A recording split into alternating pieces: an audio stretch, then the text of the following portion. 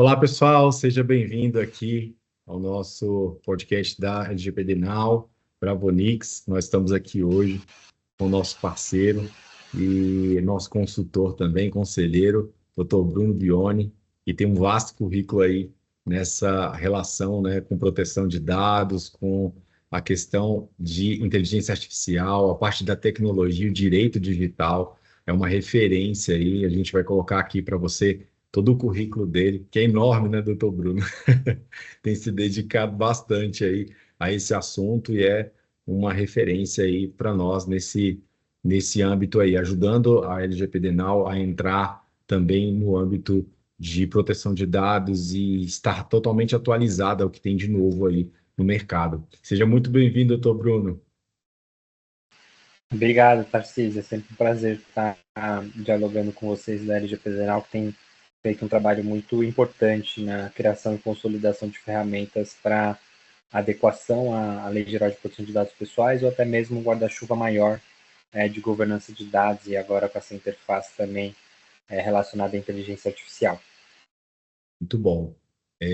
Hoje o nosso encontro aqui, pessoal, vai ser em direção a estarmos focados aí nos conceitos, né, de, de inteligência artificial, a função, a repercussão do setor público, a apresentação aí de comitês de ética de IA e recomendações também ao poder público, no qual o doutor Bruno aí tem atuado fortemente, inclusive dentro do Senado, dentro algumas comissões aí que tratam do assunto, né, doutor Bruno? Os últimos meses foram bastante frutíferos, né? A gente teve há cerca mais ou menos de 3 semanas, né? Então, agora entre julho e agosto, a entrega por parte do Poder Executivo do Plano Brasileiro de Inteligência Artificial.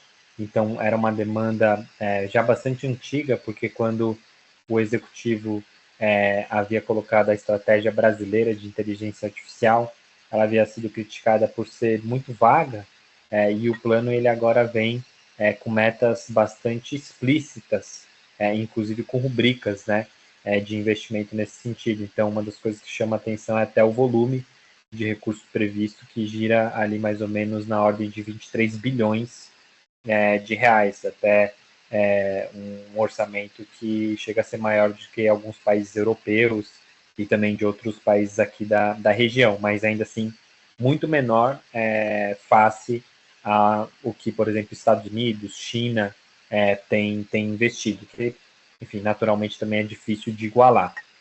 E aí, esse é um debate de política pública que anda lado a lado, quase de mão dadas, com o debate também sobre o marco regulatório de inteligência artificial. A gente também vem discutindo isso no Parlamento Brasileiro desde 2020, com o PL 2120, que foi aprovado na Câmara dos Deputados, e quando ele chega no Senado Federal, o presidente da casa, o senador Rodrigo Pacheco, decide criar uma comissão de juristas, da qual inclusive fiz parte com outros 17 colegas. A gente conclui os nossos trabalhos no final de 2022 e em 2023 o próprio presidente da casa, como é de costume, sempre que há uma comissão de juristas e essa comissão propõe um anteprojeto de lei, via de regra ele efetiva como um projeto de lei.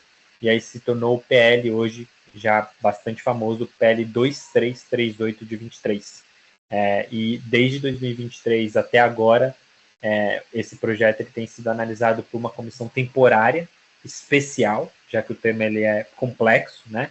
Então tem um espaço reservado para ele dentro do Senado Federal para que seja feita essa discussão. Passou por uma outra série de rodadas de audiências públicas e hoje é relatado pelo senador Eduardo Gomes, do PL do Tocantins. E os últimos meses eles foram muito intensos, porque a gente teve aí nada mais, nada menos que 4 versões de um relatório, até um pré-relatório apresentado pelo senador. Isso é síntese, sinal de que tem um engajamento por parte da sociedade com propostas concretas, tanto que o texto ele acaba sendo renovado, atualizado, reconfigurado, e no início de julho foi apresentado mais uma versão. A questão é que em todas essas oportunidades, situações, a votação sempre foi postergada. E agora, por conta disso, também o prazo da comissão foi prorrogado e agora se estima que você possa ter uma votação mirando em 15 de setembro. Não é fácil, não é simples. Então, se espera que, eventualmente, pelo menos pós-eleições municipais, o Senado ele possa ter concluído a votação da matéria, inclusive no próprio plenário da Casa, e aí passando para a Câmara dos Deputados. Então, a gente tem um cenário bastante interessante até o final do ano, onde que a gente vai ter a efetivação do Plano Nacional de Inteligência Artificial, já que o que foi apresentado foi uma proposta, né? Agora isso está na presidência da República. A gente pode ter a votação do marco regulatório de inteligência artificial no Senado Federal e o Brasil conclui a sua presidência no G20 e o tema de inteligência artificial também é um dos temas prioritários. Então, daqui até o final do ano, a gente vai continuar ouvindo falar muito de inteligência artificial e também com ações concretas que estarão acontecendo aqui no Brasil. Muito bom. É até importante para o nosso público entender, né, todo esse desenrolar do que é esse assunto, né? Assim como foi o Marco Civil da internet, não é uma coisa simples, né? Depois da LGPD, agora a gente marco regulatório da inteligência artificial. Então a população, às vezes, quando tem contato com isso, que entra uma lei em vigor ou entra algum projeto para regulamentação da área de tecnologia, né? Eu sou da área de tecnologia há muitos anos aí. Então a gente vê a seriedade que há por trás de tudo isso, não é simplesmente uma coisa que decidiu se fazer agora e a coisa entra, né? Tem todo esse trabalho por trás, tem esse back-office aí de várias entidades também, de vários profissionais apoiando ali para criar as leis, para geralmente criar essas regulações, a fim de que tanto a população quanto a parte econômica de um país, de uma nação como a nossa, né? Que a gente às vezes fala que as coisas demoram a chegar aqui, né? Mas na verdade é porque existem aí essas nuances que você comentou aí. Exato, e acho que uma das coisas que é importante destacar hoje a proposta que está sendo discutida do marco regulatório de inteligência artificial é também daquilo que a gente chama de uma lei ser neutra em termos tecnológicos, ou seja, ela não se fiar a um determinado tipo de tecnologia ou padrão, porque ela pode se tornar rapidamente obsoleta. Por isso que a estratégia não é regular em si a tecnologia de IA, mas muito mais o uso. E aí, a técnica utilizada é você gerar ali parâmetros para poder gerar uma classificação de risco sobre esse uso. Em alguns cenários, você vai ter um uso que ele pode ser considerado de alto risco, consequentemente, o peso da regulação, as medidas de governança, elas têm que ser mais pesadas, mais robustas.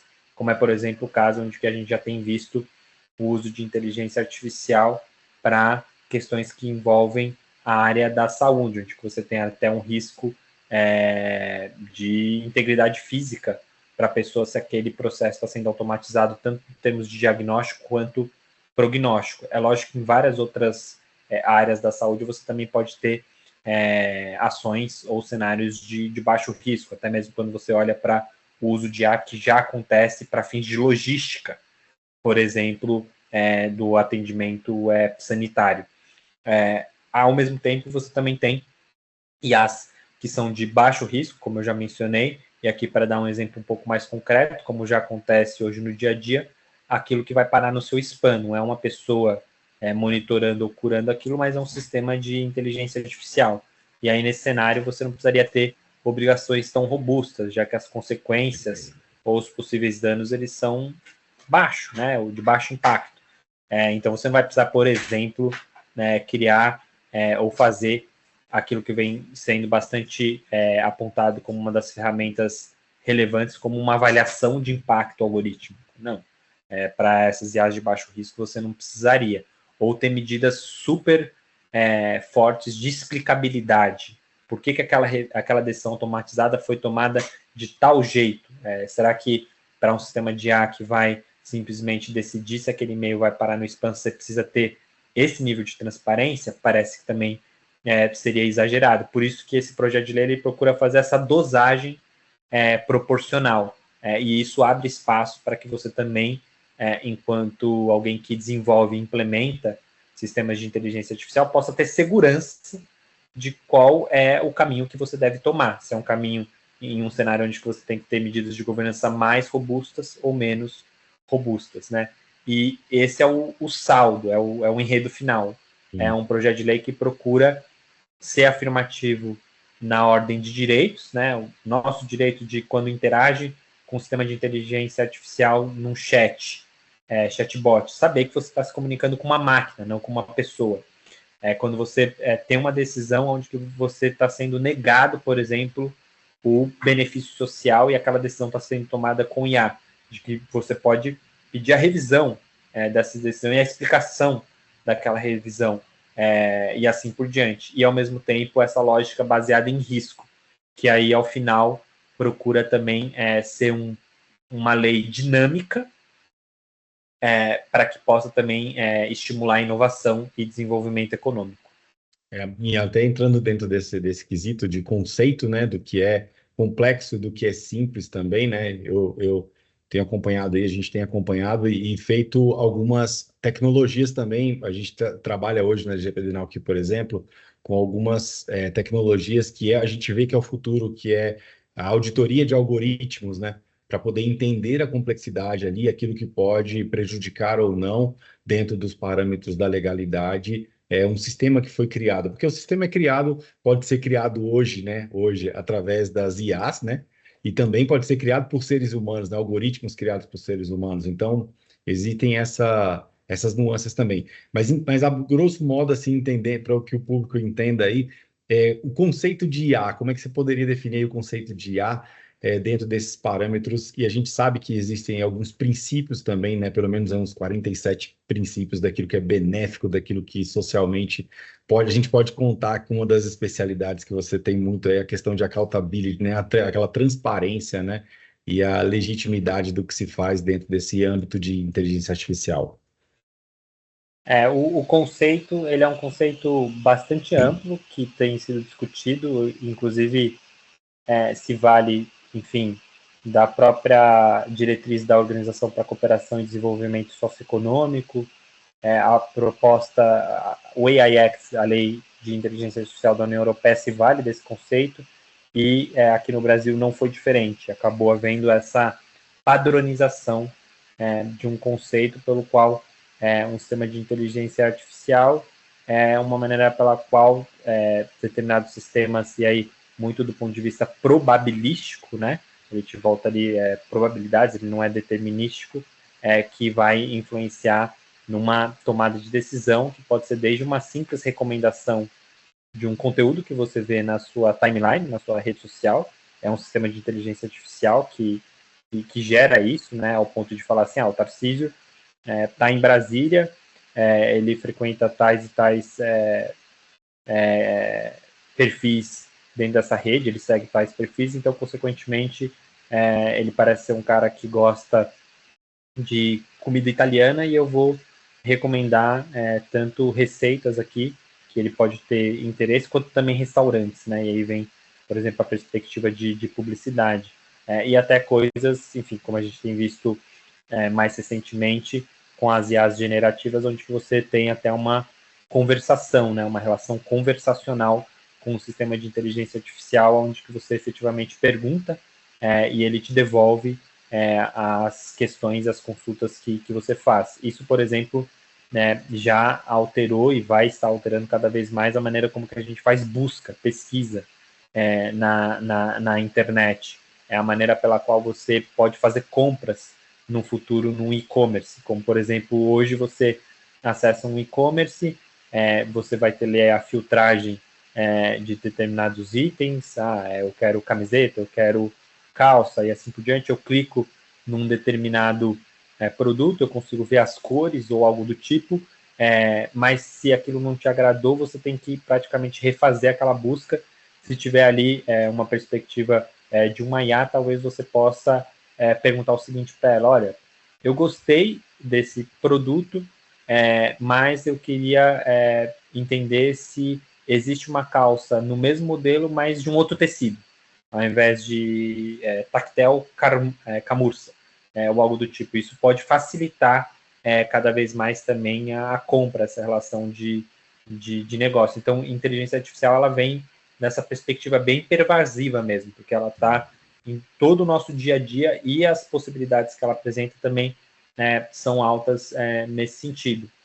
Então, respondendo a sua pergunta, é um conceito realmente bem amplo, tamanha a transversalidade dessa tecnologia. Por isso, como eu falei anteriormente, hoje as propostas regulatórias e de governança desses sistemas procura tentar separar o joio do trigo. Existem IAs de baixo risco e existem IAs de alto risco, e eu vou ter que trazer medidas de governança apropriadas, contextuais para isso.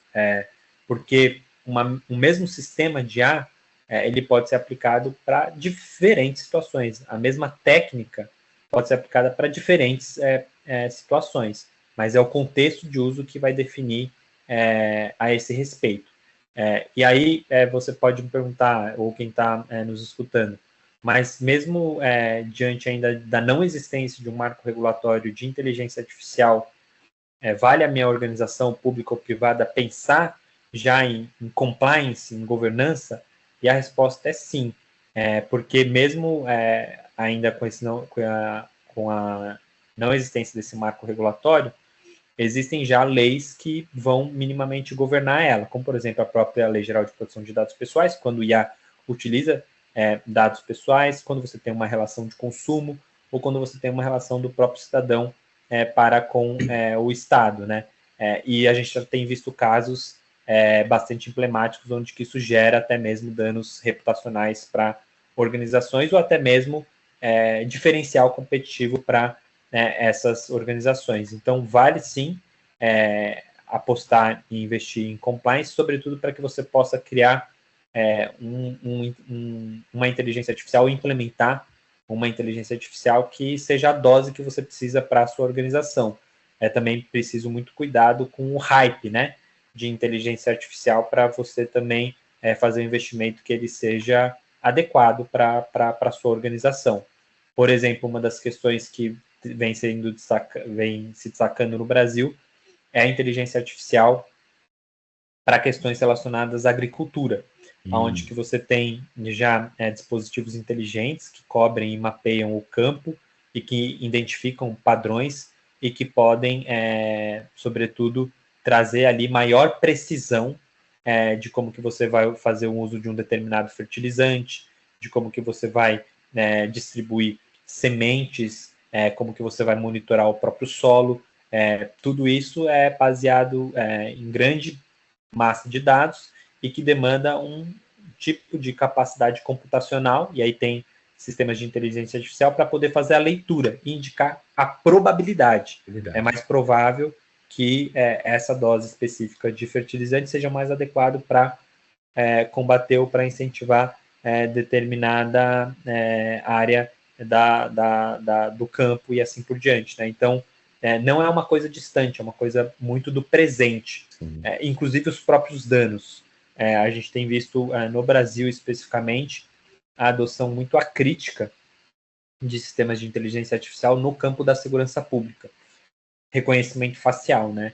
A gente tem visto como que esses sistemas, eles erram muito, e isso tem gerado algo muito catastrófico, como, por exemplo, prisões indevidas.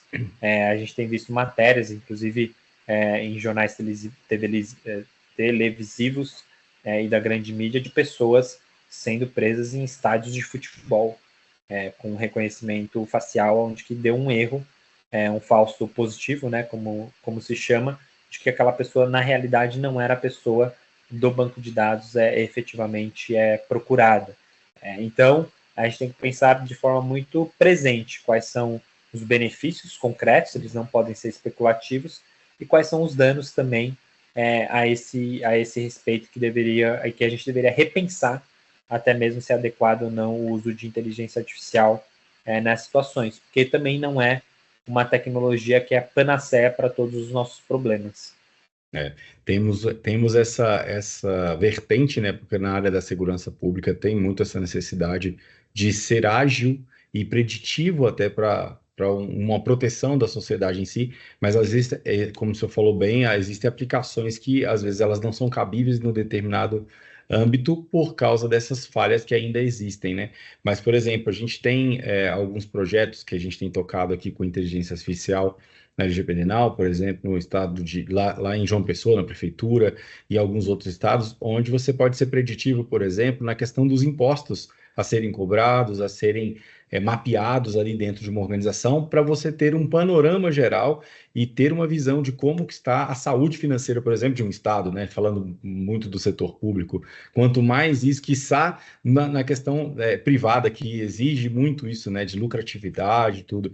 Então, acho que a aplicação disso vai muito na dosagem, né? Vai muito realmente nessa vertente de ter uma ética de aplicar isso. E você falou do campo do agronegócio, que a gente tem visto muito essa evolução de tecnologia. Mas já existem alguns frameworks aí de governança ou de mitigação de risco, mesmo sem essa questão do marco regulatório já estar em vigor? Sim, porque o próprio setor privado e o setor público, eles também se auto-organizam, né? Então, por exemplo, uma das principais questões hoje que envolve a governança desses sistemas está relacionada à governança de dados, não apenas de dados pessoais, mas de dados, né? Então, quais são os parâmetros que você utiliza para treinar um determinado modelo? E muitas vezes, se você não consegue antecipar o risco no input, como que você vai monitorando isso e até em ambientes controlados nos outputs desse sistema, né?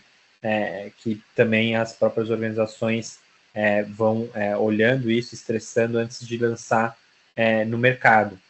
Então, por exemplo, medidas práticas que têm sido adotadas é quando você verifica que tem ali algum tipo de ajuste a ser feito, já que o sistema está errando na recomendação, ou ele está variando, ou como alguns têm utilizado o termo, apesar de não ser o mais adequado, ele está alucinando, você tenta fazer essa correção já na parte de outputs, né? E aí você volta e procura tentar ali corrigir, trazer maior assertividade para o banco de dados, né?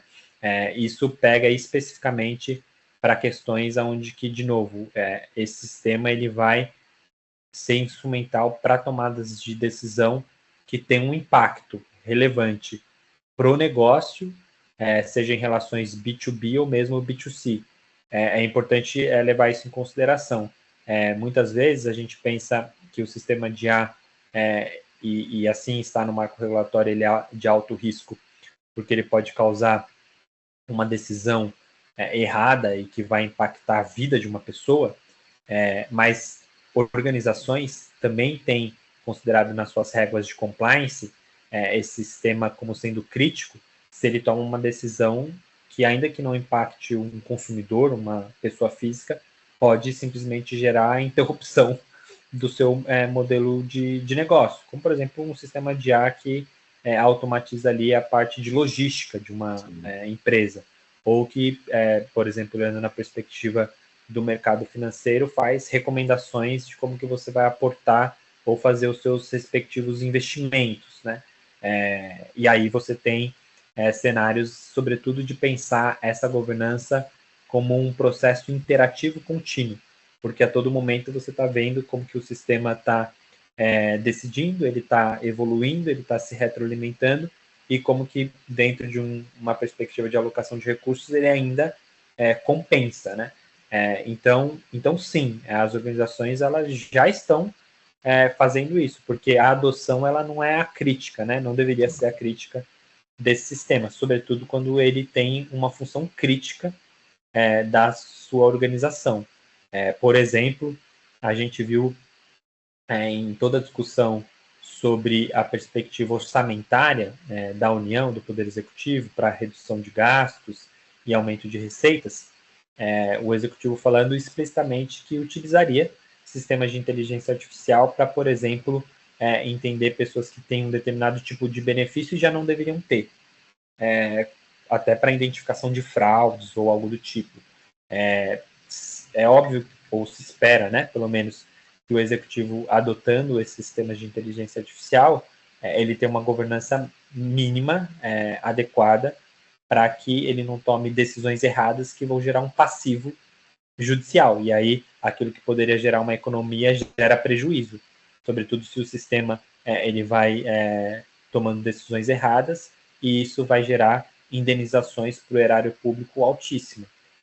Então, ou seja, a adoção de sistemas de inteligência artificial, sobretudo quando você consegue identificar o grau de risco que ele está no seu entorno, deve ter medidas de reflexão sobre governança, senão aquilo que é solução passa a ser um problema.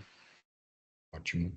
Então, a gente entende que deve aí, pelo que você está falando, tem que ter essa questão, essa forma de ter uma governabilidade, né, um pouco mais democrática também, onde entende-se que ali precisa ser supervisionado e ter essas ferramentas, esses algoritmos aí, esses algoritmos precisam estar, que já tem hoje no mercado alguns frameworks, mas eles precisam ter essa ação de governabilidade, de ter mais transparência, de olhar com um olhar um pouco mais voltado para essa responsabilidade do que somente automação, né? Então a gente às vezes confunde muito, porque a tecnologia vem para aumentar a performance, né? É tudo aquilo que a ação humana pode dar mais resultado com menos esforço. Porém, não é simples assim, né? Tem que ter realmente essa questão de visibilidade, porque a mitigação de riscos ela entra baseado nisso, né? A gente que trabalha muito na área do direito, então tem que levantar-se ali um panorama inicial e já pode ser preditivo no risco, mas como você disse, mesmo não sendo preditivo no risco, como é que eu posso criar alertas ali para ver a tendência de que isso está indo para um risco já anteriormente mapeado, né? Então, uma visão um pouco mais inteligente, mas que precisa dessa visão, dessa governabilidade aí, né? Exato. Por isso que a ideia, enfim, que não é nova, né? De gerenciamento de risco não é uma noção estática, ela é uma ação, sobretudo, dinâmica, onde que você vai, sobretudo, gerando aprendizados, tanto do sucesso que você tem de controlar determinados riscos e mitigar efetivamente, quanto também daqueles insucessos que você tem nesse sentido. Para o público que está nos ouvindo, isso é muito similar com a questão de gestão de incidentes. Sim. Incidentes de segurança, como, por exemplo, de segurança da informação, né? É até curioso porque o termo gestão de incidentes também aparece nesses marcos regulatórios de IA, né? Onde que o sistema de IA pode gerar um incidente no seu sentido mais amplo. Mas voltando para a analogia anterior, quando a gente olha para questões de segurança da informação, aquilo, incidentes acontecerão. Você jamais consegue zerar esse risco. A questão é em como que você faz isso de uma maneira a mais eficiente possível e você compreende que é um exercício de você absorver de forma constante os sucessos e os insucessos.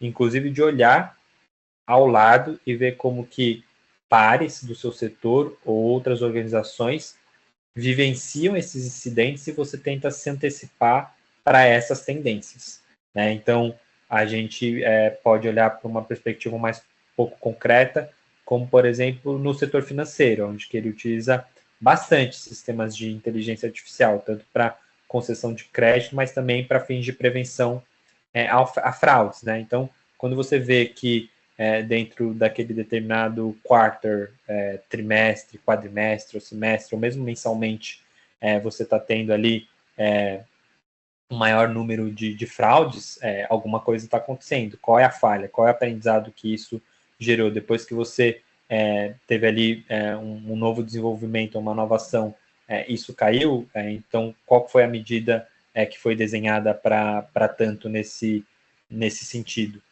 E eu acho que é mais ou menos por aí. Aí a gente não está inventando a roda, né? A gente está falando de gerenciamento de risco também envolvendo essa nova tecnologia, mas que a metodologia, ou pelo menos o objetivo, ele não é tão diferente assim do que já se fez no passado. Ótimo. Doutor Bruno, como, dentre tantas dicas que você deu aí, até recomendações, mas qual seria a principal recomendação, por exemplo, para um setor, alguém que trabalha nessa gestão do setor público, principalmente intrínseco ligado a essas questões de processos de não só proteção de dados, mas também gestão de dados, como Big Data, etc., quando quer se criar um comitê ali para poder aplicar todas essas tecnologias, quais seriam as dicas assim que você dá para que o que é essencial ter dentro desse comitê para que ele seja efetivo e já vá seguindo essa tendência do que é esse marco regulatório e já se antecipar alguns passos? Você tem que pensar, enfim, aonde que você está em termos de maturidade é, dentro da sua organização, porque você vai ter um comitê para quê?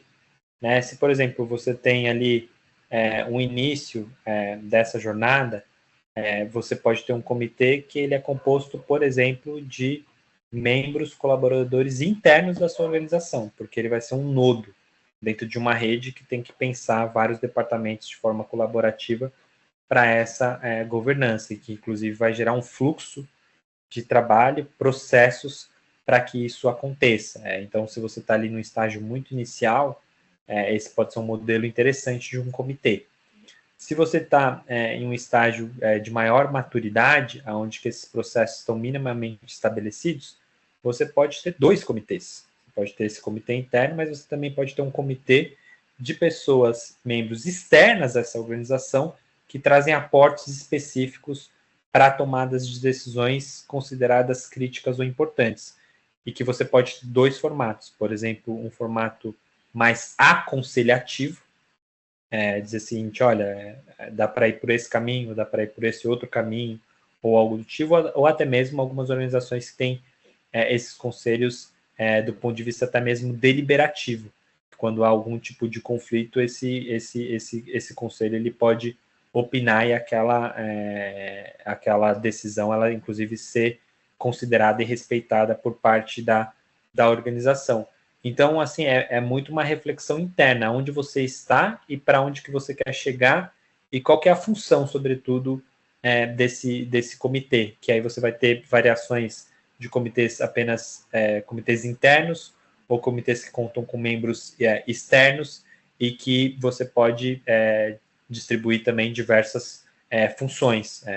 Hoje a gente tem visto como que, sobretudo em processos de transformação digital, tanto órgãos públicos também como empresas, inclusive no próprio sistema de justiça, tem vários tribunais, acabam por adotar comitês externos também, porque contam com uma visão de fora que pode oxigenar melhor a esse respeito, e sobretudo multidisciplinar, né, onde você tem cientistas de dados, tem pessoas de direito, compliance, ou assim por diante.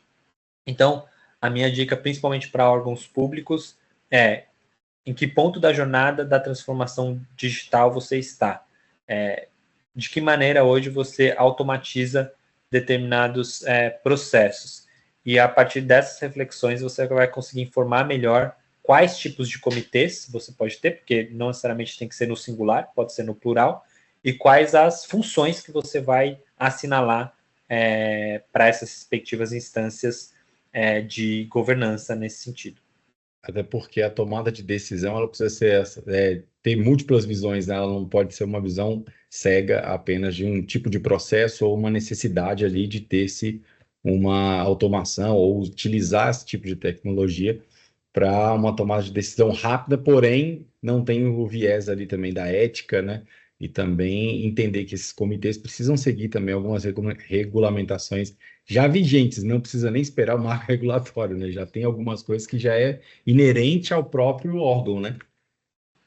Até porque nenhuma organização, seja ela pública ou privada, quer implementar uma ferramenta, qualquer que seja, e que traga resultados insatisfatórios. A governança ela serve, sobretudo, para isso também, né? Para você colocar algum processo, estabelecer algum processo dentro de casa que faça sentido, que traga mais benefícios do que prejuízos, né? Então, se a gente pensa, por exemplo, os próprios órgãos públicos que têm passado por isso, você vê como que às vezes até essa arrumação do guarda-roupa de dados trazem insights, reflexões inovadoras para determinadas políticas públicas que antes você nem imaginava que seria possível de executar. E aqui vale lembrar, né, o poder público tem um papel muito importante nisso tudo, porque todo o movimento de leis de proteção de dados pessoais e a própria também agenda de governança de dados ela é muito fruto de um processo importantíssimo que a gente teve na história, que é precisamos pensar políticas públicas baseadas em evidências e não em achismos. E evidências, por excelência, são dados que trazem uma representatividade daquilo que é a realidade para você atuar, de novo, com assertividade. Isso é relevantíssimo, sobretudo nos últimos anos, onde que a gente tem visto políticas públicas muito deficitárias e outras super eficientes, né? Você vive ali muitos extremos nesse sentido, e que é um movimento, enfim, sobretudo ali no pós-guerra, né? Onde você precisou reconstruir muitos estados, laços, e dados foram fundamentais para que isso pudesse acontecer da melhor maneira possível. Maravilha. Gente, vamos chegando aqui ao fim da nossa live aqui, do nosso livecast aqui, Dr. Bruno Bione. Espero que você tenha absorvido aí algum conteúdo. Pode colocar comentários aí no vídeo, que a gente, no nosso canal, faz questão também de endereçar essas dúvidas e também comentários aí para a equipe do Dr. Bruno e ele também. A gente quer agradecer você mais uma vez aí por essa parceria, por estar nos apoiando nesses processos. A gente quer ser sempre inovador e estar à frente, né? Um passo à frente. A gente começou a falar dessa questão aí, por exemplo, de proteção de dados e inteligência artificial, isso tudo conectado. Então, a gente procura ser bem atemporal no sentido de entender o passado e também já estar à frente do que está vindo por aí. E hoje já é uma realidade, né? Os governos, os órgãos públicos e as empresas privadas já estão com essa realidade batendo a porta, e as melhores práticas é o que vão realmente estabelecer quem continua e quem não continua no mercado ou nas políticas públicas aí com relação à tecnologia em si, né? Então, eu queria deixar que o senhor fizesse as considerações finais para a gente ir encerrando por aqui, te agradecendo aí imensamente por essa parceria que nós temos aí, que é surpreendente aí para o público que nos acompanha. Obrigado, Tarcísio. Não, eu que agradeço pela parceria, você e ao Paulo e toda a turma da LGPD Now. Enfim, estou à disposição para outros papos e espero que a gente possa retomar e renovar essas conversas sobre outros temas. Acho que uma das questões relevantíssimas que a gente tem para pensar no Brasil e no país também um plano sobre uma economia de dados, né? Por exemplo, uma das questões interessantes pensar, que está em curso também já em outras regiões, dos chamados data spaces, né? Ou espaços de dados, onde que determinados setores, muitas vezes eles podem, atores econômicos, cooperar entre si para intercâmbio de dados que podem gerar possibilidades para ambos, e não apenas uma perspectiva de rivalização ou rivalidade, né? E também qual que é o papel do poder público em efetivar esses espaços de dados. Talvez ali seja uma agenda que a gente possa olhar com bastante atenção. Perfeito. Porque isso vai gerar também questões relacionadas à interoperabilidade e também questões de governança inerentes desses espaços mais comunitários de dados. Ótimo, excelente. Boa recomendação. A gente já marca a próxima agenda para a gente já falar sobre esses assuntos. A gente até pegou alguns casos aqui onde, por exemplo, a pessoa tem os dados pessoais dela no Ministério do Trabalho, no Ministério da Saúde, tem várias outras secretarias, e quem é o dono desse dado, como é que isso operacionaliza ali, como é que lida com isso nesse tráfego, né, de compartilhamento de informação. Então, acho que é uma discussão muito, muito interessante. Legal, maravilha. Um abraço, Tarcísio. Um abraço, muito obrigado aí. Obrigado, tchau, tchau. Tchau.